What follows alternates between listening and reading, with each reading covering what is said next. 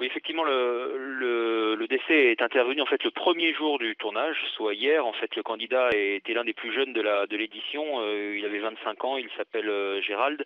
Il est mort d'un arrêt cardiaque sur le lieu du tournage. TF1 a officialisé ça il y a quelques minutes, annonçant le rapatriement de toutes les équipes de production et l'arrêt, bien entendu, instantané du jeu.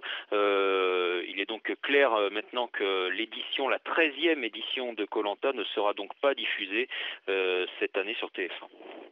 Si l'accident cardiaque est intervenu durant une épreuve. Alors ça, on ne le sait pas encore. J'attends actuellement des précisions de la part de la production ALP. De toute façon, voilà, l'issue pour le tournage est le même. L'arrêt de l'émission est annoncé. Tout le monde rentre sur Paris. Le tournage se déroule au Cambodge. Vous nous disiez tout à l'heure qu'il y avait eu deux précédents dans des émissions du même type, mais à l'étranger. Est-ce que ce coup du sort dramatique pourrait marquer la fin pure et simple de koh en France ? Oh, il est trop tôt pour l'annoncer. Cette émission est réellement l'émission depuis 10 ans qui connaît le plus de succès d'audience et l'une des émissions préférées des Français. C'est la seule émission de télé-réalité qui jouissait d'une bonne réputation en clair. Il serait difficile pour TF1 d'annuler purement et simplement l'émission, mais on ne sait jamais puisque c'est vrai qu'il avait beaucoup été reproché à l'émission le durcissement des épreuves durant ces dernières saisons.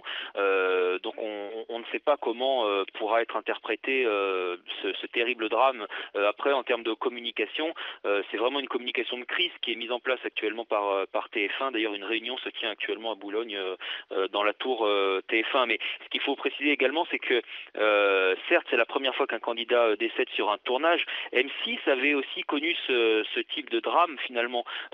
Juste avant le lancement d'une émission, en fait, un candidat s'était suicidé, mais après le tournage. C'était une émission qui s'appelait Trompe-moi si tu peux, il y a quelques années, en 2010, et M6 avait finalement eu la même décision, pris la même décision, c'est-à-dire que l'émission n'avait également pas été diffusée, ils avaient tout bonnement rayé l'émission de la grille de programme. Bon, là, c'est une émission qui a une histoire sur TF1, qui a un succès depuis maintenant plus de 10 ans, donc on ne sait pas ce qu'il peut advenir.